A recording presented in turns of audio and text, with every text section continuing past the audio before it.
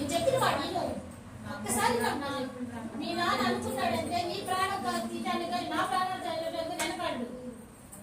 లేదమ్మా, నేను అతన్నే పెళ్లి చేసుకుంటాను.